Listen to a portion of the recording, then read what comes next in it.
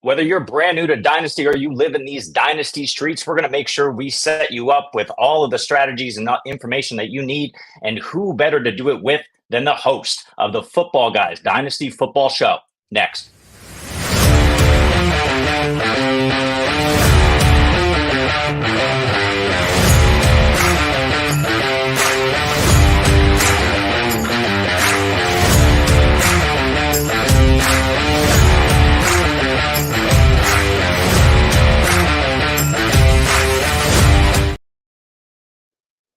Welcome in, everyone, to the Double FU, the FU times two. This is the fantasy football universe. I am Jeremy Schulman at FF_Rebel. And today, if I point in the right direction, there we go, we have a very special guest. He is, like I said at the top, the host of the Football Guys Dynasty Football Show, as well as a new project he's got coming out in about a week called the Unbinged Pod, which I'm looking forward to as a fellow Marvel and all things entertainment nerd myself.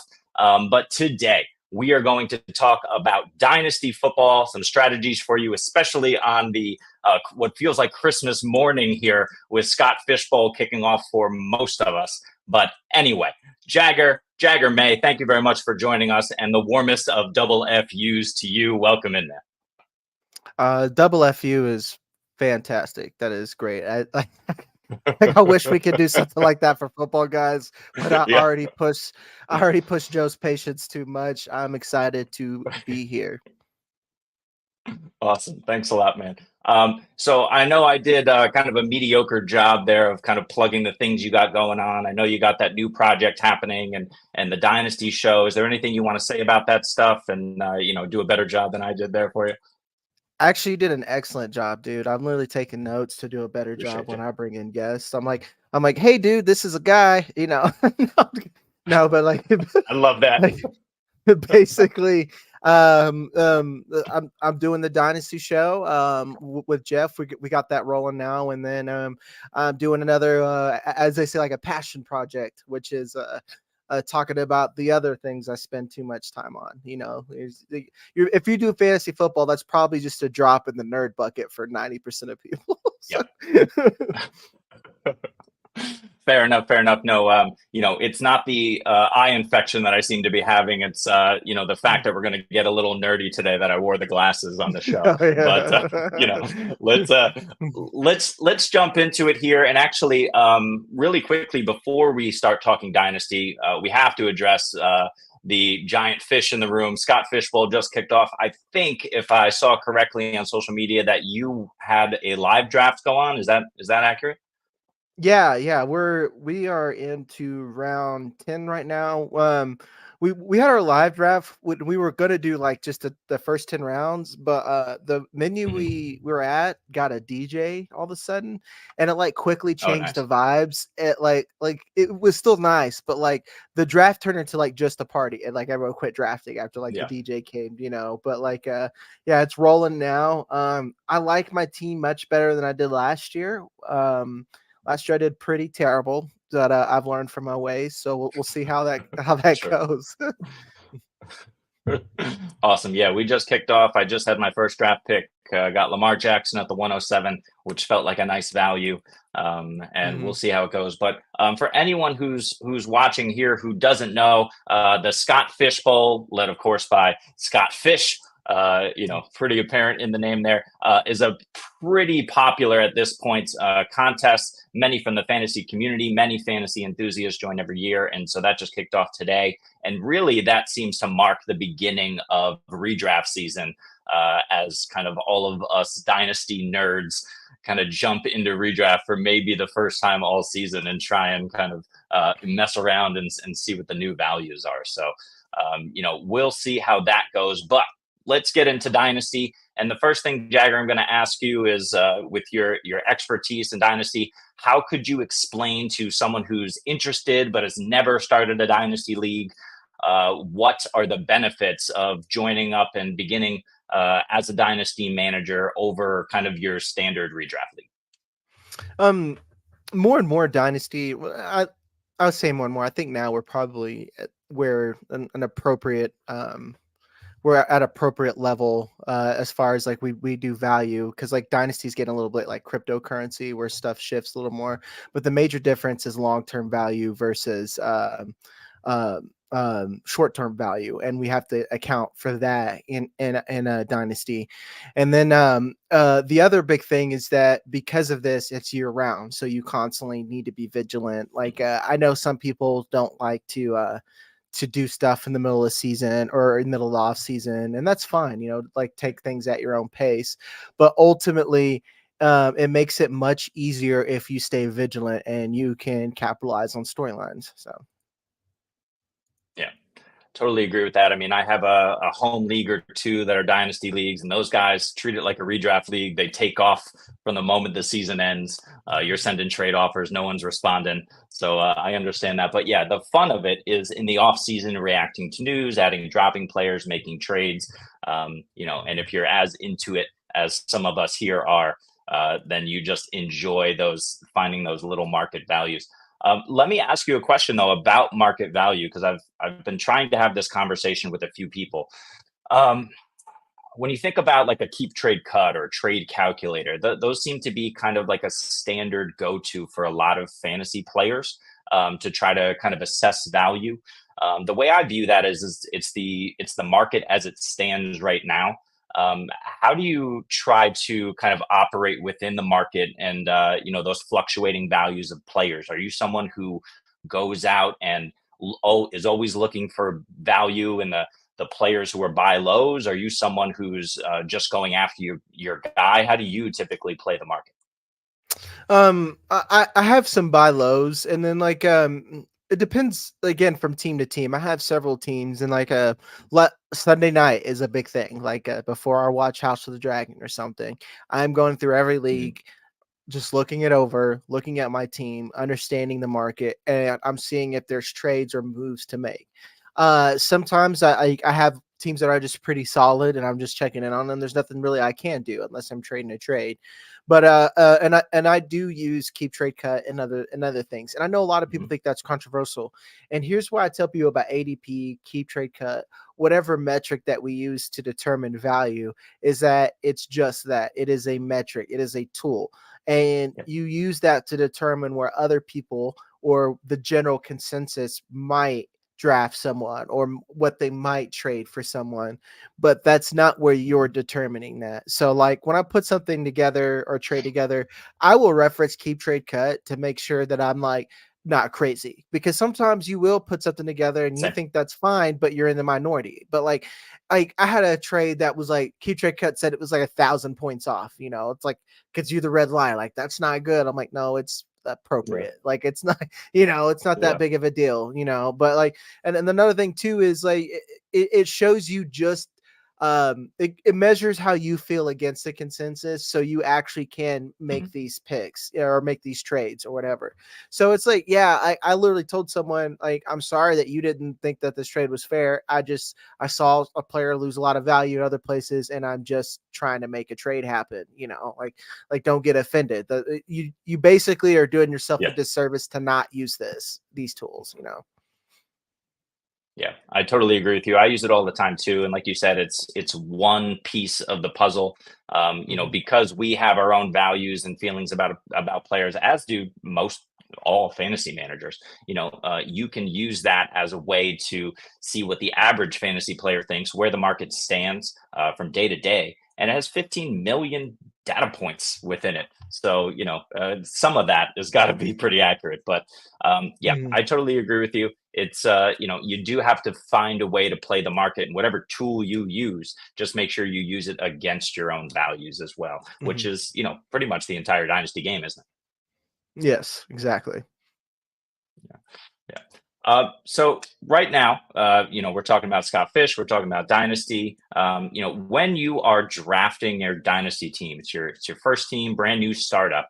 How do you typically prefer to build? Do you have, for example, I generally tend to go kind of a zero RB strategy. That's been what I've been doing for a couple of years, so I'm comfortable with it.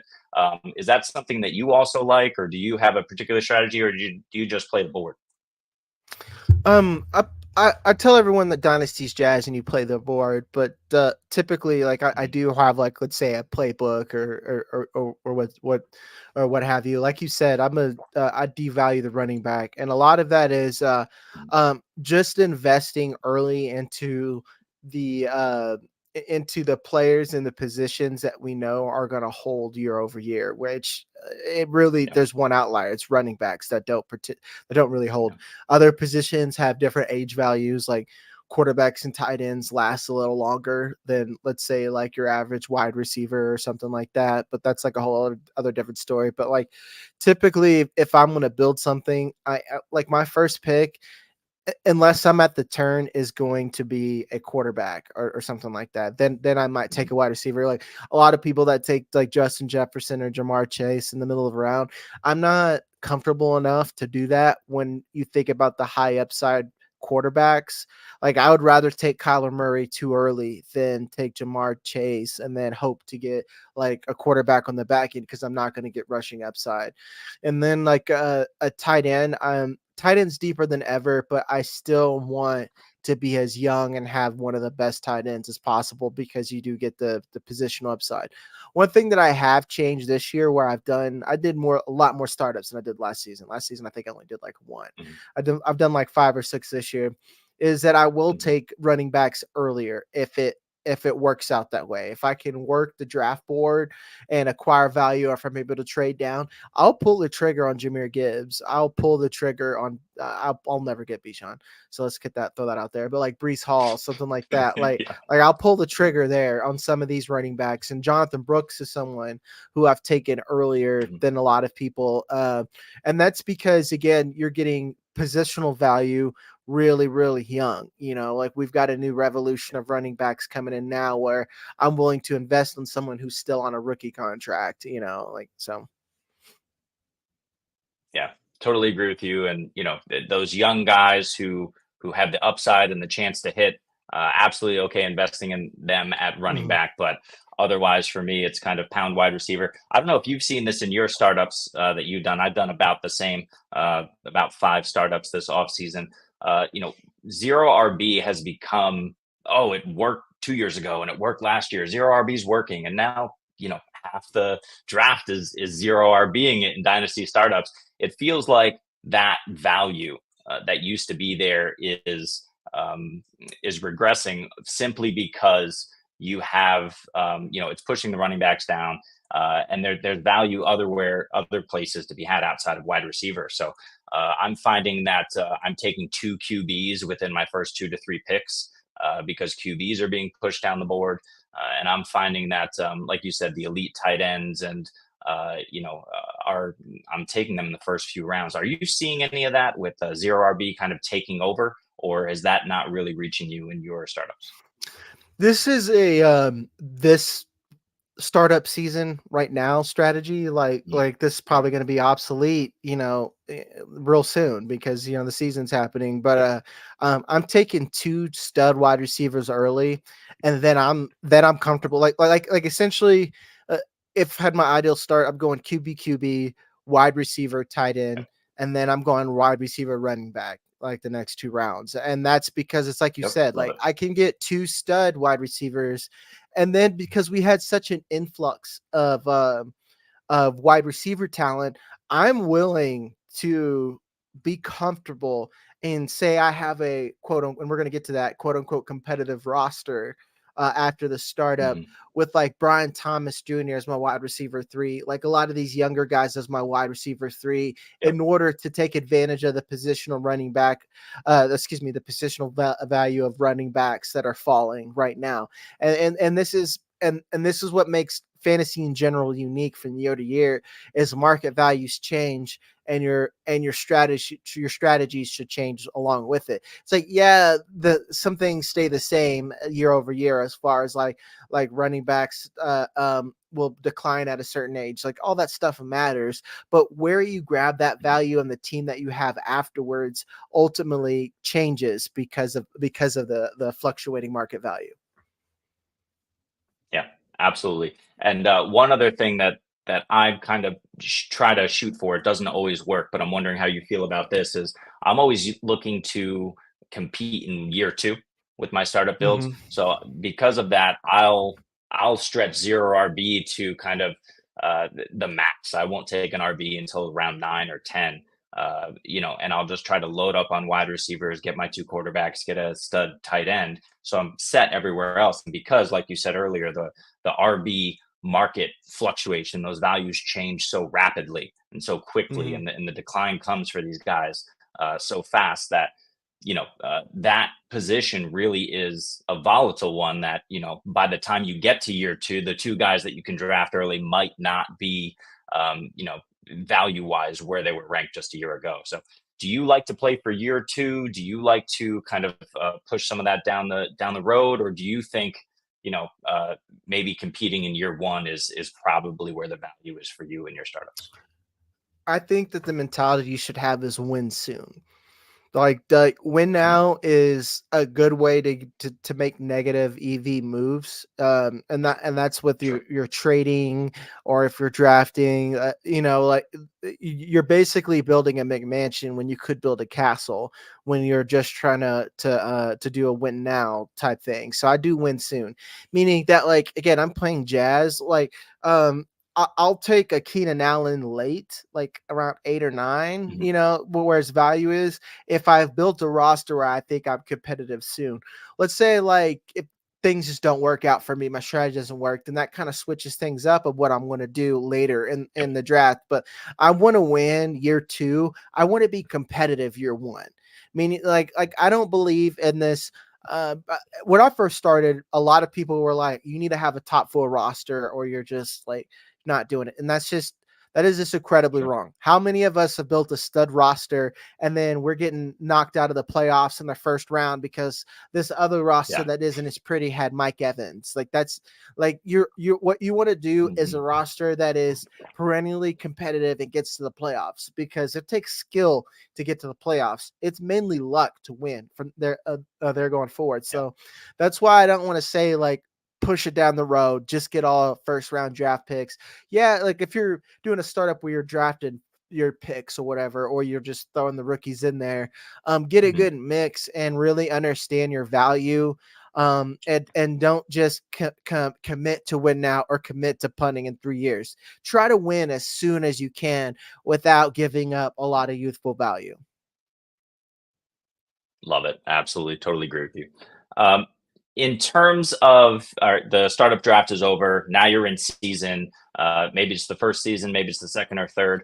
Do you have any particular tendencies that you've noticed for yourself in season, or even in the off season with your teams, where are you actively trading for value? Are you playing the waiver wire every single week? Are you stashing guys who could gain in value? How do you typically see yourself in season as a dynasty player? I'm an active trader, and like, when you're in a lot of leagues, and like I'm a busy guy, make content, stuff like that. Like, I've Mhm. committed to being shit at waiver wires. Like, I'm never gonna be good. Like Sure. the one time I'm gonna be good at waiver wires right now in the off season. The in season, Mhm. I hope I got it together, because I'm not getting it unless it's happening in a trade. But like, Nice. I'm an active trader 100%, and I like draft picks. Like, depending on the league that Yep. I'm in, draft picks have more value in my hands than they do in a lot of my league mates. And to me, that's Mhm. just that goes to player Sure. to player. I know that some people, like, don't buy draft picks because, like, your hit rate sucks or blah blah blah blah. I call me arrogant, but there's, like, one reason I do this for money. I'm really good at rookie evaluation and stuff like that. I know, like, I'm gonna miss. Like, I'm not saying it's nothing but bangers. I'm not like when Bill Belichick was, like, nailing 6 round picks in the glory days. I'm not that guy all the time, but, like, I'm pretty Yeah. good at understanding value, and especially understanding scheme. So I'm willing to, like you have on the sheet, like, I'm a rookie hoarder. I'll take them. Rookies that are in bad situations or production doesn't love them, I love them. Like AD Mitchell and Ricky Yep. Pearsall, like the spreadsheet guys don't Mhm. love them, but I know the film, so I will, take that Yeah. value. So I'm always trying to build young, and I'm always trying to trade, and I'm always trying to get draft picks. And to take this saying from Jeff, like fourths can become thirds, thirds can become seconds, seconds become first. So like I'm rarely leaving a trade without at least getting some type of pick back, because you have, let's say like right now you've got a little less than a whole year to increase the value of that pick somehow with trades or flipping it. And that's just kind of how I play my game as an active trader in Dynasty. So that's why I suck at redraft is I hate waiver wires. I hate it. I hate it. I hate it. I hate it. So yeah. Trading is so tough in redraft too. But I got to correct one thing you said in there. Bill Belichick in his glory days, picking some, banging out some 6 round picks. There's some Twitter videos banging out some first round picks, a couple of weeks ago. So I don't know what's going on there. But Bill Belichick's still in the game. So. He still got it. I guess so. Also a Patriots fan, so a little bit of pride here in my eye when Big Bill is around. But moving on from that, and I agree with you. Maybe some tendencies that used to be yours or that you see in dynasty leagues that you think are ineffective, either in your personal experience or things you've seen that guys in dynasty leagues do that you're like, that's not a winning strategy at all. I kind of hinted at that going win now. Even when I've done it, I've regretted it. Like last year, I bought Tony Pollard because I was like, his value's fallen. Yep. Let's just try to get him. And like at the end of the day, I don't think he really helped me. I don't like Tony Pollard wasn't like the trade that did it all. And like the value I gave up at the end of the day wasn't worth it. And I would have rather have had it in the long run. So, and the other tendency, and this is something for me is, and I'm still like working through that, like a lot of people say like, I'm an expert and, this is just the way it is. Like, no, like your process should always be changing and evolving is, I'm a risk it for the biscuit person. And like, and at the same time being a risk it for the biscuit person, I don't believe in the portfolio strategy at all. I don't believe in it. So like when you're like that, you'll have like 10 rosters with Anthony Richardson and you're just like fucked, like, like across the board. So that's like something that I don't love about myself. But like now that it's off season, I do love it because I have 10 rosters with Anthony Richardson. So like that's like I tell people like, here's what I do, but like, it's definitely a double-edged sword. Like when it's good, it's real good, baby. But like when it's bad, it's bad. Yeah, it's 100% a fluid game. And listen, I think we've been skirting around it, but we haven't specifically said it throughout this entire conversation, is you need to know your strengths and your weaknesses. And if you're a guy who goes out and you're consistently getting values in trades, then you need to trade more. If you're a guy who plays the waiver wire well, then you need to do that more. If you're a guy who is comfortable, like I am, drafting no running backs and kind of just scooping up the value of, I don't know, a Rico Dowdle or a Damian Pierce, and just hoping those guys give you some usable weeks and become trade fodder for you, then do what you feel comfortable with, because ultimately you're going to have to live with your team for the long term. So let's see. So here is an issue, and you alluded to this a couple of minutes ago, but let's talk a little bit about how a dynasty manager can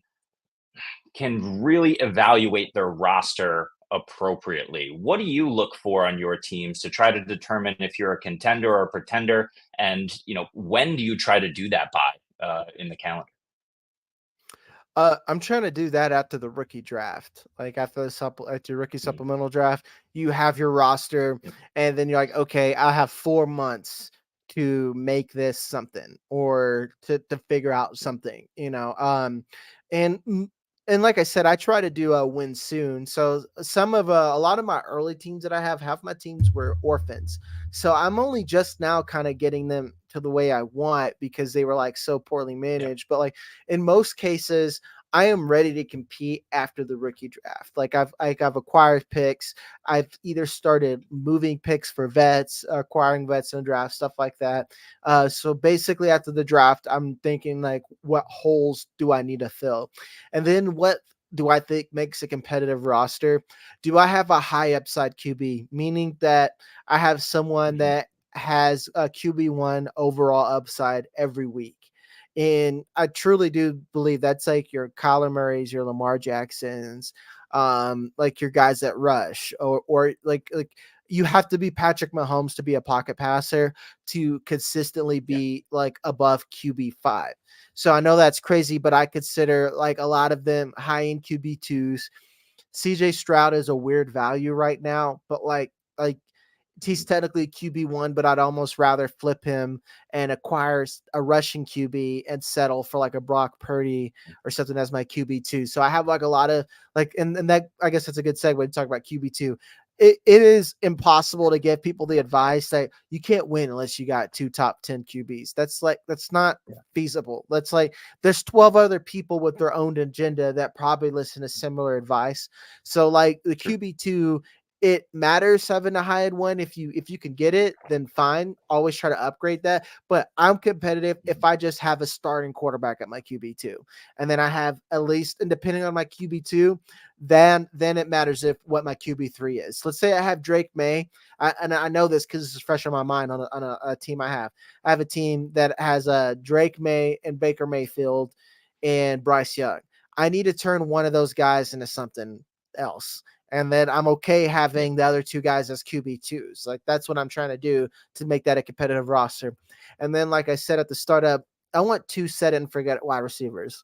Like I want, two studs that I don't have to think about. The only time I'm taking them out is a bye week or some fluke outlier like Mike Evans against Marshawn Lattimore, something like that. And like and even then I'm pretty reluctant, and I might just be disrespectful and move into my flex.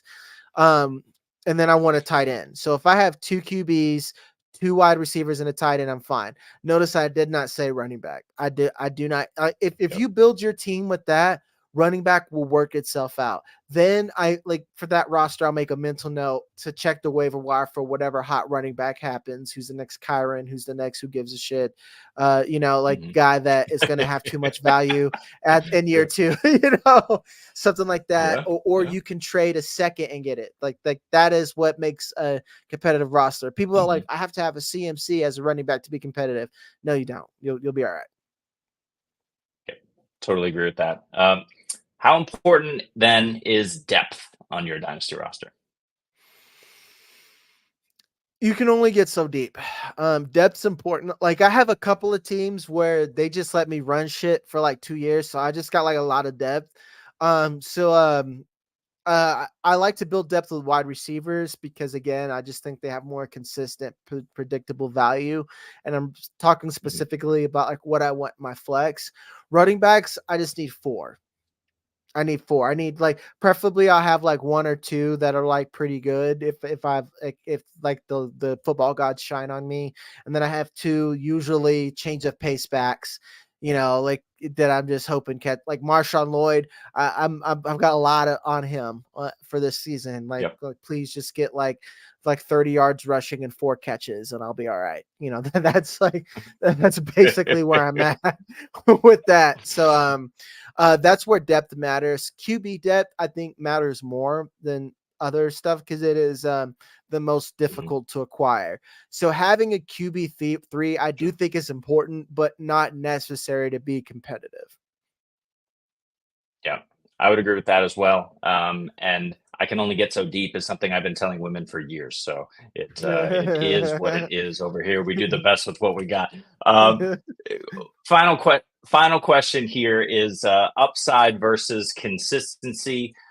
Where do you fall in terms of your roster construction? Where do you want the guys more or less with elite upside, like a Christian Watson, who can absolutely come out and win you 3 weeks a year, and take goose eggs and in 2/3 of them, or at least something lesser than that? Or do you want kind of the consistent, I don't know, Deontay Johnson type guy who you can bank on for 12 PPR points every single week? What are you looking for? Is it a mixture? Do you like more upside? How do you prefer to build? I like upside, like I said. I think it's better to live or die by Lamar Jackson than like be safe with a Brock Purdy. But Brock Purdy's like a really high end QB too. And I'm not disrespecting him as a player, but like people forget that we play a math game. Like that. It's just all about how many points get racked up. But wide receivers, I want consistent high end upside, if that makes sense. I know that's like a hard thing to say, but like you need studs, man. Like people should I have a roster where I have a Garrett Wilson and Michael Pittman, or Jamar Chase and Michael Pittman, or Jamar Chase and Josh Jefferson? Yes, go try to make trades to make that happen. Yeah. It'll make your life easier. People who play I like best ball because I hate setting lineups. Don't draft shitty players. Don't acquire shitty players. So you don't have to worry about that. I don't worry about lineups because I only need to move a couple of guys from bye weeks or something like that. Running back, and again, because of how I build my teams, that's different at that point where I don't care. I want high upside. I want the guys who catch passes. If they don't do anything, it's fine, because again, I've got studs at wide receiver, at QB that are, and hopefully a tight end that are going to get it done. So and then again, tight end, I don't want, there's no such thing as inconsistency in tight end. There's just either you got a good tight end or you have a shit tight end. That's it. Yeah. That's kind of just how that position works. So again, it depends, but to get realistic in it builds, wide receiver 3 and your flex, that's when you need to embrace variance, or even your wide receiver 2. I'll accept DK Metcalf as a wide receiver 2. He's going to win me some or something else. But if he's my wide receiver 3, amazing. And then on flex is if you're lucky to have Zay Flowers in your flex, which I bought the Zay Flower dip when everyone thought he sucked because of lack of production and shit. So I have a lot of Zay Flowers, but you may get lucky, but a lot of times people are well, I don't like this player because I don't know. So it's okay, so you're gonna put you're gonna put a running back that's gonna get you 7 points at most for sure, because they're gonna guarantee you 5 points, rather than put this other guy that could get you 20 points in your flex, but he may only get you 7. That's just the mental gymnastics that we play. So in the flex, shoot for the moon, baby. And I'm not saying don't go for a 20%er, but the Will Fullers and of old and stuff like that. Those guys deserve your love in the flex. Totally agree with that. It's so hard because sometimes those guys flame out, right? I was a big Jameson Williams investor. I was not as big, but slight investor in QJ and Treylon, and sometimes those guys don't work out, but when they hit, I mean, they're absolute monsters. We'll see if guys like Christian Watson, if Jameson Williams, QJ, if some of those guys can become those elite upside guys this year. I don't know, but they're still going to have that high variance. And it plays to your point that you made earlier, where get to the playoffs, and then hopefully those guys just hit at the right time and you can win it all. You mentioned before that you love to trade, so let's just talk about trading for a few minutes. First is the concept of tiering down. Is this something that you do where we'll stick with him? Let's say you take a Christian Watson, or even a George Pickens, maybe is a better example of a guy who has a higher value right now than maybe you should, or at least it's been elevated in the last 6 months or so. Would you look to tier down from a guy like George Pickens to I don't know, like a Jaden Reed, if you could get a first on top? Is that a strategy that you typically do? Or are you looking at the other end of the spectrum where you're always just trying to acquire the elite player in the trade? It just depends. It really just depends. Again, I most of my rosters I keep pretty fluid. So if I have a lot of talent and I need a supplement elsewhere, I will tear down. And I stole this quote from Jesse. You should never tear down. You should tear down. Don't rip apart your roster for just picks. Go get someone who's actually an NFL player and has scored points before, and then get some picks to go along with that. But one particular stud team I had CeeDee Lamb Garrett Wilson, Zay Flowers. Like this team's just absolutely stacked. And so, but I needed a quarterback and I needed capital to go get a quarterback, because it's like rough when your QB1 was like, I think it was like Daniel Jones or something, and I went and like bought Lamar Jackson because I sold CeeDee Lamb for it. Like I will go do that, the only way I'm trading top like cream of the crop talent is to go get cream of the crop talent at other positions or something like that.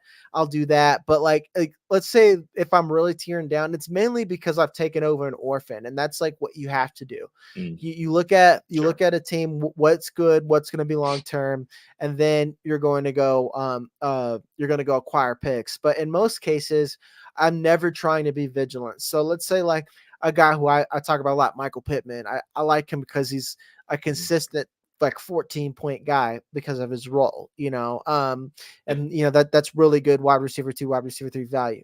But let's say on a lot of those teams, I'm still going to go try to tier up if it, even though I'm comfortable, just to stay vigilant. Like a lot of people like, how do you build a roster? I was like, some guy got desperate or got injury and needed something, and I just happen to have the right thing, so I'll go and try. But if I'm tearing down, it's because I may be punting a year or something, or I'm really trying to buy value that I know or feel pretty confident is going to increase in value later. I bought a lot of JSN because I feel like JSN did exactly what we thought we were going to do. So like I'll tear down to JSN or something like that. But like I'm not just going to tear down a lot of rookies that aren't going to do anything without getting something in return. Yeah. We're going to segue on that because JSN is my number one buy low this offseason. I've been acquiring him everywhere I can. I think that offense is going to be awesome, much improved with Ryan Grubb in there now. But I have a question about kind of just some general players. Who do you think right now, JSN included, are some buy lows, maybe 2 or 3 guys you have your eye on or you've been acquiring lately, and maybe just a little bit about why?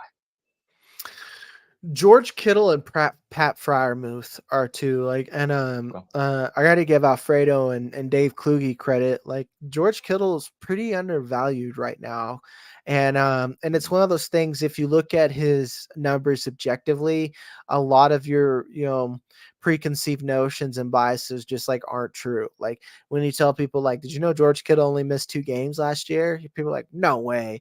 I'm like, he did, man. He only missed 2 games, So, and we talk about variance. Once you get past certain tight ends, who else would you want besides George Kittle on your team? So, like, I think he's in that weird range where a lot of people think that they know he's 29, he's a vet, so he's cheap, but he's in one of the best offenses that know how to utilize him and could get you points. So like if you're trying to win and need a win now, tight ends last a lot longer than wide receivers and running backs do. It's the nature of their role. I would go pick up George Kittle, and then and Pat Freiermuth is another one.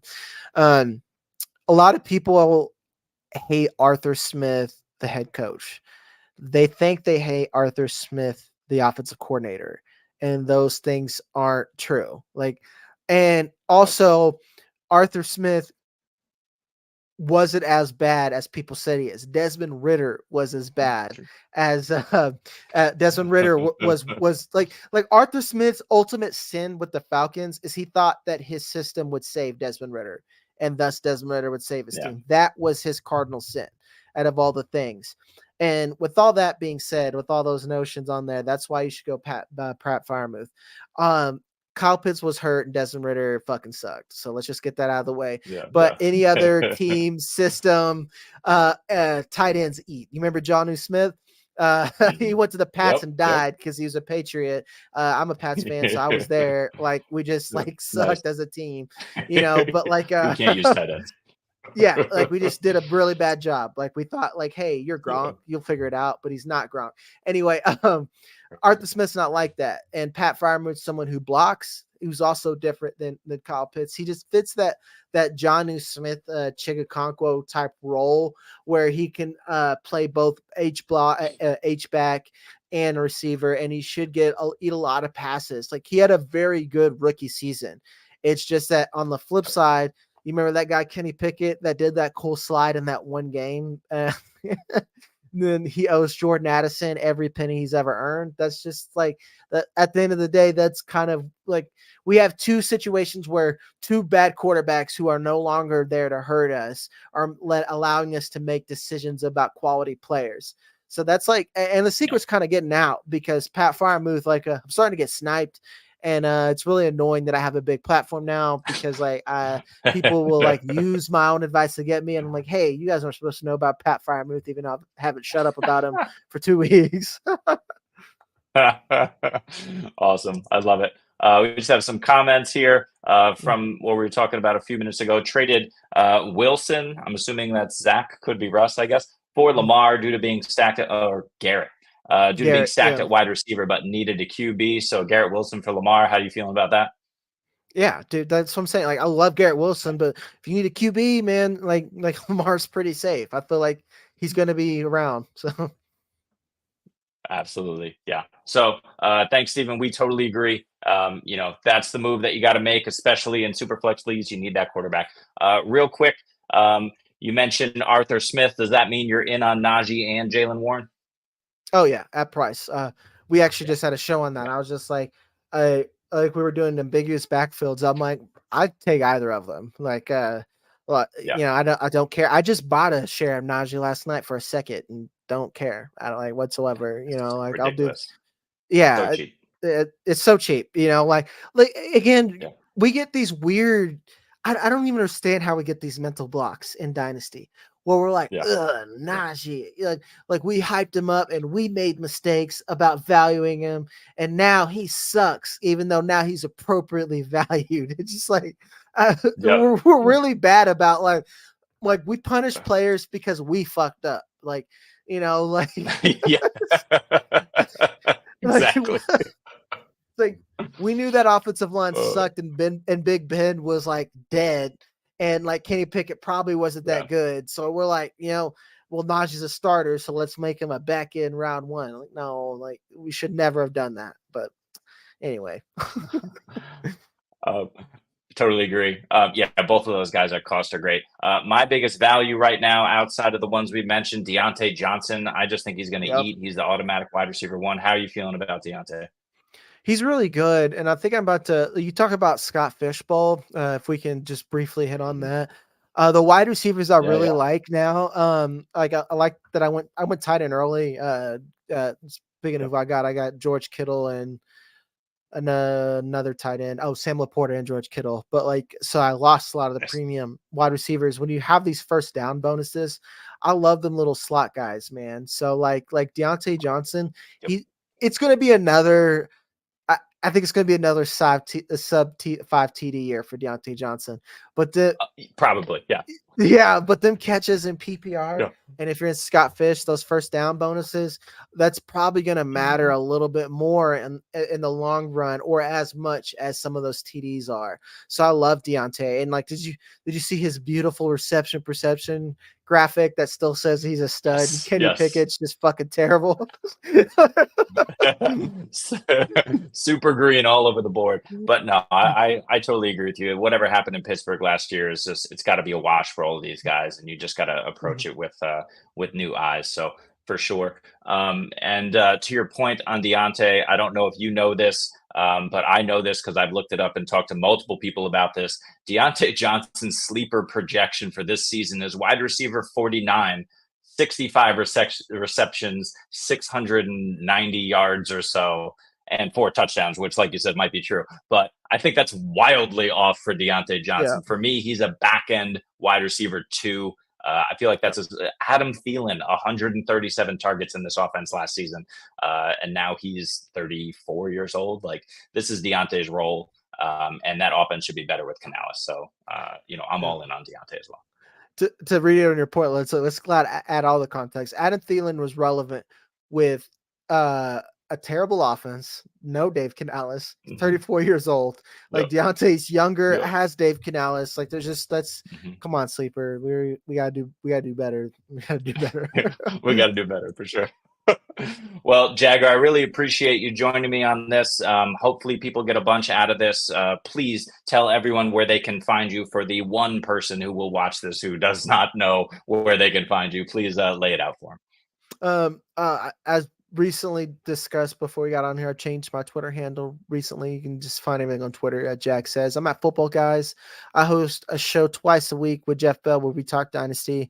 And then soon, if you're not just into football and you're into other things that make people think you're a giant nerd, I have a new show with Alfredo and Vignesh Dorswamy called Unbinged. And we talk about all the shit that you binge and waste too much time on, because we do too. So Awesome. Excellent, man. Appreciate it.